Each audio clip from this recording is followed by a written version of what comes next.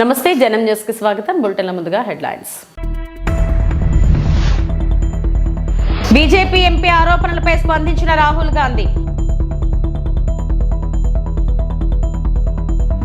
CM Chandrababu అధ్యక్షతన కొనసాగుతున్న cabinet భేటీ.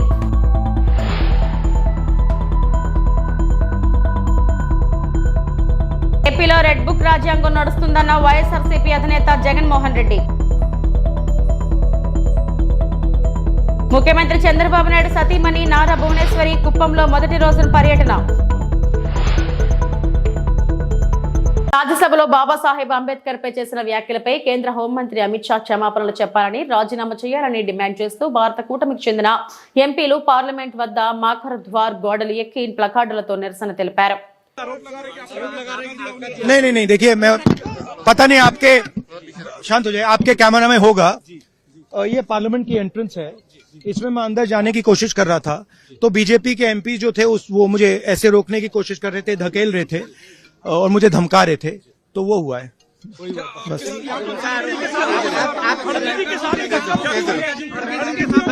नहीं देखिए हाँ किया है मगर ठीक है कोई मतलब धक्का मुक्की से हमें कुछ होता नहीं है, मगर ये एंट्रेंस है पार्लियामेंट हाउस की और हमारा अधिकार है अंदर जाने का, और बीजेपी के जो मेंबर्स हैं वो हमें अंदर जाने से रोक रहे थे।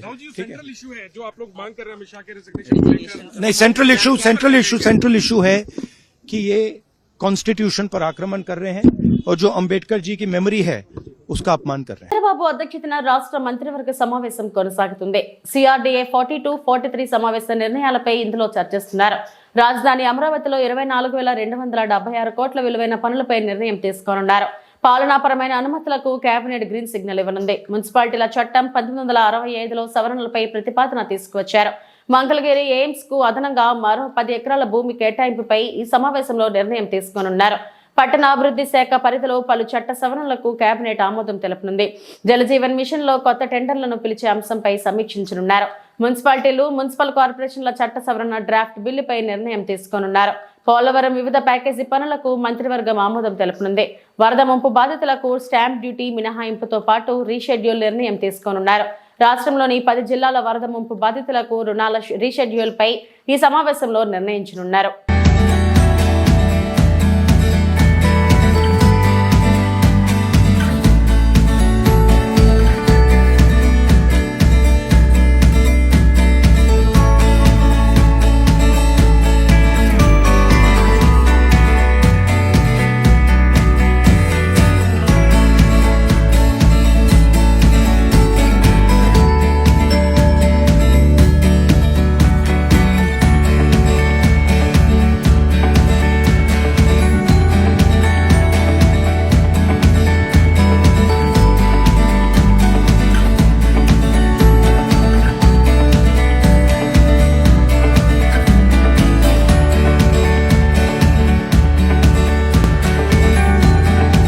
ఏపీలో రెడ్ బుక్ రాజ్యాంగం నడుస్తుందన్నారు వైఎస్ఆర్సీపీ అధినేత జగన్. వైఎస్ జగన్మోహన్ రెడ్డి రాష్ట్రంలో కుంభకోణాల మీద కుంభకోణాల్లో జరుగుతున్నాయి.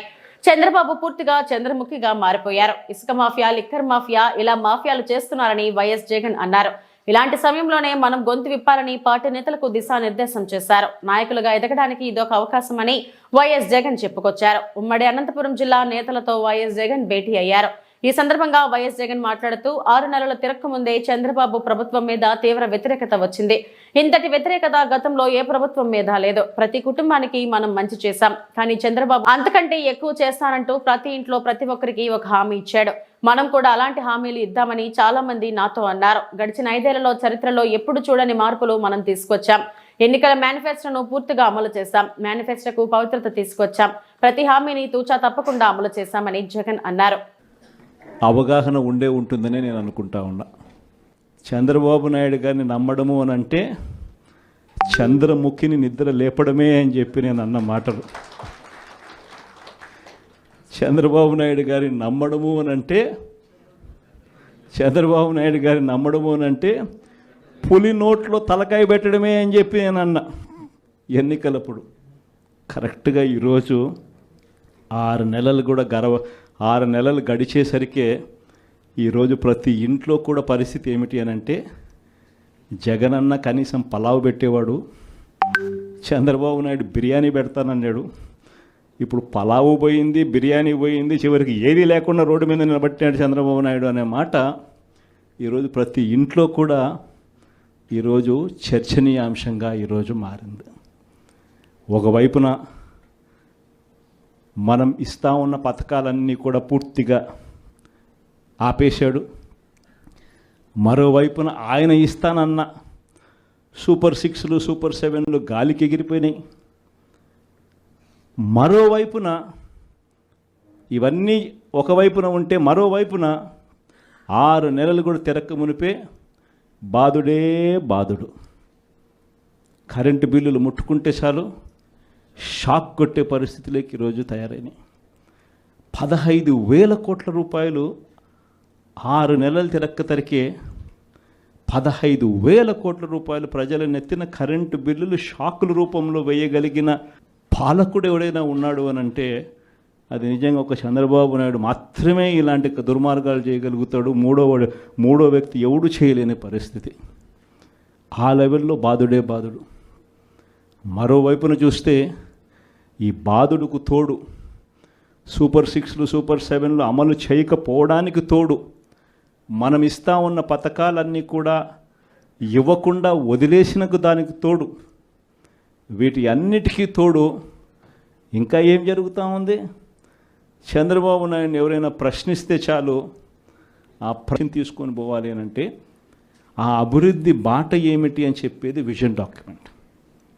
నిజంగా ఒక మనిషిని 20 ఏళ్ళ తర్వాత ప్రపంచం ఎలా ఉంటుంది, ఆ 20 ఏళ్ళల్లో తర్వాత ఈరోజు చిన్నపిల్లాడిగా ఉన్న పిల్లాడు 20 ఏళ్ళ తర్వాత ఆ పిల్లాడు ఎలా ఉంటాడు, ఆ పిల్లోని భవిష్యత్తు ఏమిటి, ఆ పిల్లోని కోసం మనం ఈరోజు వేసే అడుగులు కరెక్ట్గా వేస్తూ ఉన్నామా లేదా అన్నది విజన్.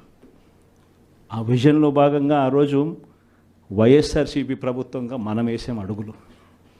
గర్వంగా చెప్పచ్చు, రాష్ట్రంలో ఎవరు ఊహించని విధంగా, దేశంలో ఎప్పుడు జరగని విధంగా మొట్టమొదటిసారిగా గవర్నమెంట్ బడులన్నీ ఇంగ్లీష్ మీడియం కింద మార్చిన చరిత్ర ఎప్పుడైనా ఉంది అని అంటే అది వైఎస్ఆర్సీపీ ప్రభుత్వంలో. మొట్టమొదటిసారిగా గవర్నమెంట్ బడులలో ఇంతకుముందు ఎప్పుడు ఊహకు కూడా అద్దేటివి కాదు. ఎవరైనా ఎవరి దగ్గరికైనా వచ్చి నల్గొండ జిల్లా రైతులు బాధపడడానికి కారణం కాంగ్రెస్ పార్టీయేనని మాజీ మంత్రి హరీష్ రావు అన్నారు. ఉమ్మడి రాష్ట్రాన్ని ఎక్కువ కాలం పాలించింది కాంగ్రెస్ పార్టీయేనని హరీష్ రావు అన్నారు. బీఆర్ఎస్ ప్రభుత్వ హయాంలో ఎస్ఆర్ఎస్పీ స్టేజ్ 2 పనులు పూర్తి చేసి కాళేశ్వరం జలాలను ఉమ్మడి నల్గొండ జిల్లాలకు, సూర్యాపేట, తుంగతుర్తి, కోదాడ ప్రజలకు అందించామని తెలిపారు. 10 ఏళ్ల పాలనలో మేము ఏం చేశామో చర్చించేందుకు సిద్ధంగా ఉన్నామని హరీష్ రావు స్పష్టం చేశారు. పార్టీయే, ఎందుకంటే ఈ రాష్ట్రాన్ని ఎక్కువ రోజులు పాలించిందే కాంగ్రెస్ పార్టీ. మీరేం చేసిందని మమ్మల్ని మాట్లాడుతున్నారు. ఎస్ఆర్ఎస్పీ స్టేజ్ 2 పనులు పూర్తి చేసి కాళేశ్వరం జలాలను నల్లగొండ జిల్లా, తుంగతుర్తి, సూర్యాపేట, కోదాడ ప్రజలకు అందించిన పార్టీ బీఆర్ఎస్ పార్టీ. అధ్యక్ష అనవసరంగా ఒకరోజు చర్చ పెడదామంటే పెట్టండి. కాంగ్రెస్ పాలన ఏం చేసిందో మేమేం చేసాము జరుగుతున్నది. క్వశ్చన్ ఎవరు? క్వశ్చన్ కు సూటిగా ప్రశ్నకు ఆన్సర్ జరిగితే 10 ప్రశ్నలు వచ్చేటువంటి అవకాశం ఉంటుంది. ప్రతిరోజు 3 ప్రశ్నలకు 4 ప్రశ్నలకే సభ పోతుంది కనుక దయచేసి మీరు ఒక్కొక్క ప్రశ్నను సూటిగా ప్రశ్న సమాధానం చెప్పినట్టు చూడండి. మంత్రులు లేసి రాజకీయ ప్రసంగాలు చేస్తే మేము ఇంటరప్ట్ చేయాల్సి వస్తుంది. దానికి అవకాశం ఇవ్వద్దని మిమ్మల్ని కోరుతున్నాం. దేవాదాయ శాఖ మహిళా ఉద్యోగిని ప్రలోభ పెట్టారని ఆమె భర్త మదన్ మోహన్ చేసిన ఆరోపణలపై వైసీపీ నేత విజయసాయిరెడ్డి సమాధానం చెప్పాలని టీడీపీ పోలిట్ బ్యూరో సభ్యుడు వర్ల రామయ్య డిమాండ్ చేశారు. మదన్ మోహన్ ఆరోపణలు తప్పని తేలే వరకు విజయసాయిరెడ్డి పార్లమెంట్ సభ్యత్వానికి రాజీనామా చేయాలని డిమాండ్ చేశారు. విజయసాయిరెడ్డిని ఎందుకు పార్టీ నుంచి సస్పెండ్ చేయడం లేదని వైసీపీ అధినాయకత్వాన్ని వర్ల రామయ్య ప్రశ్నించారు. విజయసాయిని సస్పెండ్ చేస్తే తన రహస్యం బయటపడుతుందని భయమా అని జగన్ నిలదీశారు. విజయసాయిరెడ్డిపై పోలీసులు ఎస్సీ ఎస్టీ కేసు పెట్టి చర్యలు తీసుకోవాలని కోరారు. ఆరోపణ వచ్చినప్పుడు ఆ ఆరోపణ నిరాధారం అని చెప్పాలి, ఎంక్వైరీ చేయించాలి. ఆ ఎంక్వైరీలో మీరు నిర్దోషులను తేలేంత వరకు కూడా అవసరమైతే మీ పార్లమెంటు పదవి కూడా పక్కన పెట్టాలి. పార్లమెంటు సభ్యుడిగా కలంజిరి మదన్ మోహన్, ఇతను ఒక స్టేట్ సెంట్రల్ గవర్నమెంట్ ఆఫీసర్. ఇతను ఫిర్యాదు చేస్తూ ఉన్నాడు, ఆరోపణలు చేస్తున్నాడు మీ మీద. అతను కుటుంబాన్ని మీరు చిన్నాభిన్నం చేశాడని చెబుతున్నారు. ఆయన ఏమంటున్నారు? మిమ్మల్ని వేలు పెట్టి చూపిస్తున్నాడు. మీరు పార్లమెంటు మెంబర్గా కొనసాగే నైతిక హక్కు ఉందా మిస్టర్ విజయసాయి రెడ్డి? అసలు మీరే పార్లమెంటులో మీరు ఎందుకు ఒక విచారణ కోరరు? మీరు నా మీద ఇటువంటి ఆరోపణలు వచ్చాయి, నా DNA టెస్ట్ అడుగుతున్నారు. చాలా సీరియస్ ఎలిగేషన్ ఇది. అది జరిగేంత వరకు కూడా నేను పార్లమెంటుకు రాజీనామా చేస్తా, పార్లమెంటు బయటే ఉంటాను. నేను నిర్దోషం తేలిన తర్వాతే పార్లమెంటుకు వస్తానని మీరు ఎందుకంటారు? అసలు మీరు ఎందుకు రాజీనామా చేయరు? కుప్పం పర్యటనలో భాగంగా కుప్పం డిగ్రీ కళాశాలలో ఏర్పాటు చేసిన విద్యార్థులతో ముఖాముఖి కార్యక్రమంలో పాల్గొన్నారు నారా భువనేశ్వరి. నారా భువనేశ్వరి మాట్లాడుతూ మహిళల స్వశక్తిపై నిలబడాలి, మహిళా సాధికారత సాధించినప్పుడే కుటుంబం బాగుపడుతుంది, చంద్రబాబు కంటే ఎక్కువ కష్టపడాలని లోకేష్ కి చెబుతూనే ఉంటానని తెలిపారు. కష్టం అంటే ఏది సాధించలేం, కష్టాన్ని కూడా ఇష్టంగా మలుచుకోవాలి, మహిళ తలుచుకుంటే ఏదైనా సాధించవచ్చు అని నారా భువనేశ్వరి అన్నారు. విద్యార్థులకు విద్యతో పాటు మంచి అలవాట్లు, క్రమశిక్షణ ఎంతో అవసరం నారా భువనేశ్వరి తెలిపారు.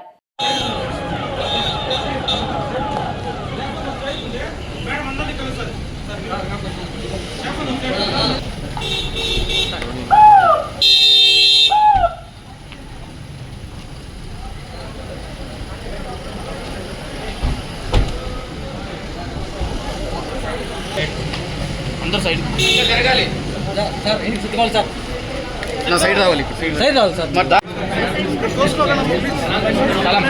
సైడ్ రాండి సార్, సైడ్ రాండి సార్, విజువల్ వచ్చేలే మేడం, సైడ్ నిల్చుకోండా.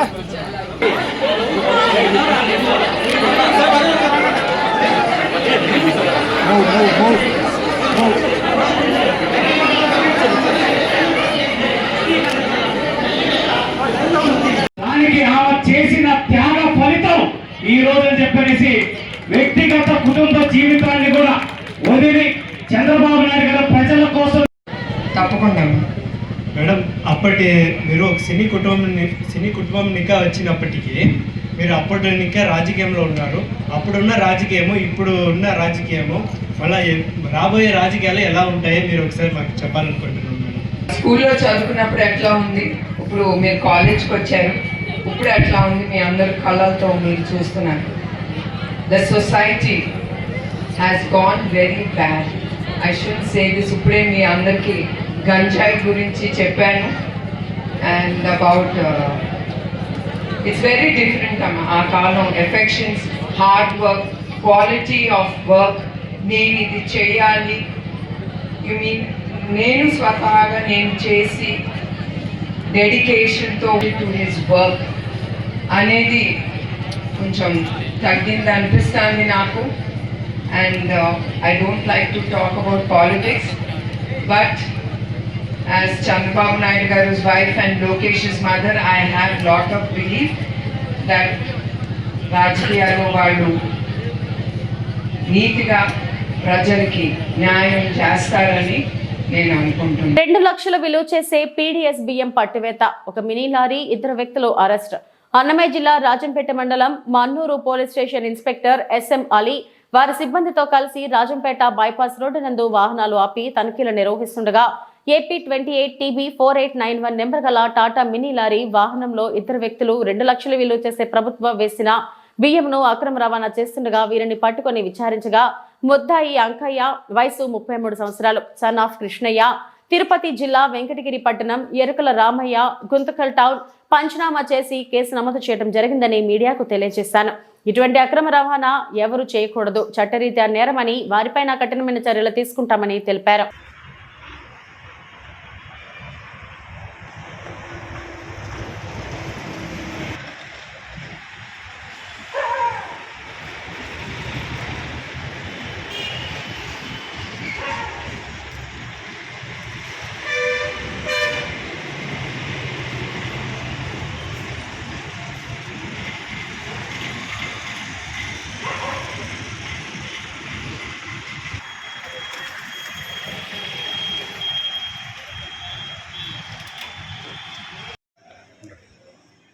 అందరికీ నమస్కారము. ఈ దినము మాకు ఉదయం రాబడిన సమాచారం మేరకు ప్రభుత్వ రేషన్ బియ్యం అక్రమంగా వెళ్తుందని చెప్పగా నేను మా సిబ్బంది కలిసి కడప తిరుపతి మన్నూరు వద్ద బైపాస్ రోడ్డు వద్ద వాహనాలు తనిఖీ చేస్తూ ఉంటే టాటా మినీ లారీ వచ్చింది. దాంట్లో 2 వ్యక్తులు ఉన్నారు. ఆ లారీని తనిఖీ చేయగా అక్కడ దాంట్లో ప్రభుత్వ రేషన్ బియ్యం ఉందని చెప్పేసి చెప్పారు. ఆ ప్రభుత్వ రేషన్ బియ్యము చూసి దాన్ని ఫర్దర్గా చెక్ చేసేదిగా దాంట్లో ప్రభుత్వ రేషన్ బియ్యం ఉంది, దాదాపు 10 టన్నుల దాకా ఉందని చెప్పేసి మనకు తెలిసింది. దాన్ని వెంటనే మేము రెవెన్యూ అధికారులకు సమాచారం ఇచ్చి రెవెన్యూ అధికారుల ద్వారా పంచనామా చేసి తదుపరి చర్య నిమిత్తం మేము ఆ మినీ లారీని తర్వాత ఆ పీడిఎస్ ప్రభుత్వ రేషన్ బియ్యంను రెవెన్యూ అధికారులకు అప్పగించడం జరుగుతుంది. దీన్ని దాదాపు మార్కెట్ విలువ 2 లక్షల రూపాయల దాకా ఉంటుంది. అలాగే 2 వ్యక్తులు కూడా అరెస్ట్ చేయడం జరిగింది. దీంట్లో కనుక ఇంకా ఎవరైతే ఉన్నారో వాళ్ళ యజమానులు కూడా అరెస్ట్ చేయడం జరుగుతుంది. వ్యక్తుల పేర్లు సార్? ఒకడు వచ్చేసి కంప అంకయ్య అని చెప్పేసి, మూలే సాయిధర్ అని చెప్పేసి 2 వ్యక్తులు ఉన్నారు. వాళ్ళిద్దరిని అరెస్ట్ చేయడం. బండిని ఏమైనా సీల్ చేస్తున్నారా? తరలిస్తున్నట్టు వాహనాన్ని ఏమైనా సీజ్ చేస్తున్నారు? సీజ్ చేసాము, వాహనం సీజ్ చేసాము, అలాగే బియ్యం కూడా సీజ్ చేసాము. వాటిని తదుపరి చర్యలతో వాటి రెవెన్యూ అధికారులకు అప్పగించారు. తిరుమల శ్రీవారిని పలువురు రాజకీయ ప్రముఖులు దర్శించుకున్నారు. లక్షద్వీప్ గవర్నర్ ప్రఫుల్ ఖోడా పటేల్, తెలంగాణ మాజీ మంత్రులు శ్రీనివాస్ యాదవ్, శ్రీనివాస్ గౌడ్, ఎమ్మెల్యే పుట్టా సుధాకర్ యాదవ్ గురువారం వీఐపీ ప్రారంభ విరామ దర్శన సమయంలో వేరువేరుగా స్వామివారి సేవలో పాల్గొన్నారు. టీటీడీ ఆలయ అధికారులు వారికి స్వాగతం పలికి దర్శన ఏర్పాట్లు చేశారు. తిరుమలలో తెలంగాణకు చెందిన భక్తులు, ప్రజాప్రతినిధులు, వ్యాపారవేత్తలపై టీటీడీ చిన్నచూపు చూస్తుందని మాజీ మంత్రి శ్రీనివాస్ గౌడ్ ఆరోపించారు. తిరుమలలో తెలంగాణ నాయకులు ప్రజలను సమానంగా చూసేలా సీఎం చంద్రబాబు చొరవ తీసుకోవాలని కోరారు. ఆంధ్ర ప్రాంతంతో ఉన్న ఒకే ఏకైక సంబంధం తిరుపతి. 2 రాష్ట్రాలు కలిసి ఆంధ్రప్రదేశ్గా ఉన్నప్పుడు ఇది ఎక్కడ ఎలాంటి ఇబ్బందులు లేకుండా ఒకే విధంగా ఉండేది. 2 రాష్ట్రాలు విడిపోయిన తర్వాత డిఫరెన్సెస్ లేకుండా ప్రజలను కలిపిన దానిలో మా ప్రభుత్వంతో పాటు తిరుపతి దేవస్థానం, టీటీడీ పాలక మండలి కూడా. ఎందుకంటే ఏర్పడిన తర్వాత ఎలాంటి డిఫరెన్స్ లేకుండా దర్శనాలు అన్నీ జరిగినాయి. కానీ ఈరోజు ఇక్కడ పరిస్థితి చూస్తుంటే తెలంగాణ సామాన్య ప్రజలకు కానీ, తెలంగాణ రాజకీయ నాయకులకు కానీ, తెలంగాణ సంబంధించినటువంటి వ్యాపారవేత్తలకు కానీ ఇక్కడ కొంత డిఫరెన్సెస్ అనేది కనిపిస్తూ ఉంది. ఇది మంచి పరిణామం కాదు. ఎందుకంటే టీటీడీ పాలక మండలి అంటే మాకు గొప్ప గౌరవం. దేవుడు, తిరుపతి దేవుడు అంటే మాకు ప్రపంచానికి దేవుడు. ఈ ప్రాంతంలో ఉన్నంత మాత్రం ఈ ప్రాంతం మాది అని దేవుని విషయంలో అనుకుంటూ వెళ్ళలేదు. అలా చేస్తే దేవుని కూడా కోపం వస్తుంది. తెలంగాణ ప్రజలకు, ఆంధ్ర ప్రజలకు, తెలంగాణ నాయకులకు, ప్రజాప్రతినిధులకు, ఆంధ్ర నాయకులకు, వ్యాపారవేత్తలకు ఈక్వల్గా ఉండాలి. ప్రజలకు, రాజకీయ నాయకులకు కానీ, వీఐపీలకు కానీ, మామూలులకు కానీ, వ్యాపారవేత్తలకు కానీ, భక్తులకు మాత్రం భేదం కనిపిస్తూ ఉంది. అనుభవజ్ఞుడైనటువంటి ముఖ్యమంత్రి గారు మరి దీన్ని సరిచేయాల్సిన బాధ్యత ఉంది. మేము ఏనాడైనా ఈ 10 సంవత్సరాల కాలంలో ఏనాడైనా మేము ఆంధ్ర వాళ్ళ ప్రజలను కానీ, ఆంధ్ర వ్యాపారస్తులను కానీ, మేము హైదరాబాద్లో కానీ, తెలంగాణలో కానీ ఏనాడైనా భేదాభిప్రాయం చూసినామా? ఆంధ్రప్రదేశ్ ఉన్నప్పుడు కూడా తెలంగాణలో ఎక్కడ నీళ్లు ఉంటే, ఎక్కడ కాలువలు ఉంటే, ఎక్కడ కాలువలు ఉంటే అక్కడ ఆంధ్ర వాళ్ళు వచ్చి వ్యవసాయం చేసేది. ఎప్పుడు కూడా వాళ్ళను భేదాభిప్రాయం చేయలేదు. సరే వాళ్ళు పని చేసుకుంటున్నారులే అనుకొని మేము అనుకున్నాం. కానీ ఇంత డిఫరెన్సెస్ ఉంటామని ఇప్పుడు చూస్తున్నాం 10 ఏళ్ళ తర్వాత. ఇది మంచిది కాదు. ఈరోజు మేము హైదరాబాద్లో కానీ, తెలంగాణలో టీటీడీ వాళ్ళకు కళ్యాణ మంటపాలు కానీ, గుళ్ళకు కానీ ఎన్నో ప్లేస్ ఇచ్చి అంటే మాకు గొప్ప సంకల్పంగా భావిస్తాం.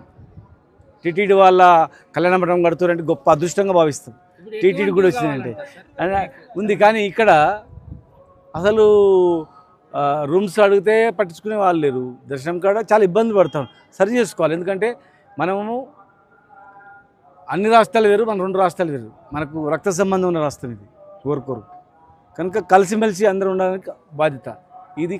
చాలామంది చెప్పారు, బాధల నుంచి కూడా వెళ్ళిపోతారు అన్నమాట. ఇది చెప్పకుండా ఎవరు చెప్పకుండా పోతే, సరి చేసుకోకపోతే అక్కడ హైదరాబాద్లో కూడా ఇబ్బంది వస్తుంది. మాకు ఇప్పుడు అనిపిస్తుంది, నాకు అనిపిస్తుంది. నేను ఆ రోజు రాష్ట్ర విభజనలో ఒక ప్రముఖంగా కేసీఆర్ గారు ఎంబడి కావచ్చు, అన్ని పార్టీలు ఎంబడి అందరూ కూడా ఎవరెవరైతే పార్టిసిపేట్ వాళ్ళ ఎంబడి ఉన్న వ్యక్తిగా, మేము ఒక ఉద్యమాన్ని నడిపిన వ్యక్తిగా ఈరోజు మాకు అనిపిస్తుంది, అరే మనం ఒక్కనాడు డిఫరెన్స్ చూపోతుంది. ఇలా ఏం మనం తెచ్చిన గవర్నమెంట్లో హైయెస్ట్ వాళ్ళు కాంట్రాక్ట్ వాళ్ళే, పదవులు అనుభవించిన వాళ్ళు ఎక్కువ శాతం ఇది ఆర్థికమైనటువంటివి కాంట్రాక్ట్లు కావచ్చు, రకాలు అన్ని వాళ్ళే, మొత్తం హైదరాబాద్ బిల్డర్స్ వాళ్ళే, మొత్తం అన్ని సంపాదించుకునే వాళ్ళే. మనం ఒక్కనాడు డిఫరెన్స్ చూపించలేదు. ఇక్కడ ఇంత డిఫరెన్స్ ఉందో అనిపిస్తుంది. అట్లా గతంలో మాదిరిగానే చంద్రబాబు నాయుడు గారు రాష్ట్ర విడిపోయి ఎమ్మడి ఎట్లయితే చేసిండో సేమ్ అదే మాదిరిగా వారు కొనసాగింపు చేస్తే ఏమైతే అంటే అందరం కలిసిమెలిసి ఉంటుంది అంతే. ఇక్కడ అంటే వారు కొత్తగా ఏర్పడిన రాష్ట్రం, కొత్తగా మళ్ళీ 5 years తర్వాత వచ్చింది కనుక వారి దృష్టికి వచ్చిందో లేదో నాకు అనిపించింది. నేను చెప్తున్నా, టీటీడీ అంటే మాకు అపరమైన గౌరవము, చాలా నమ్మకం. దీన్ని పోగొట్టొద్దు, దీని యొక్క ప్రతిష్టను పోగొట్టకుండా జాగ్రత్తగా కాపాడుకోవాల్సిన అవసరం ఉంది. ఇవి ఇప్పటివరకు నా బులెటిన్ అప్డేట్స్. నమస్తే.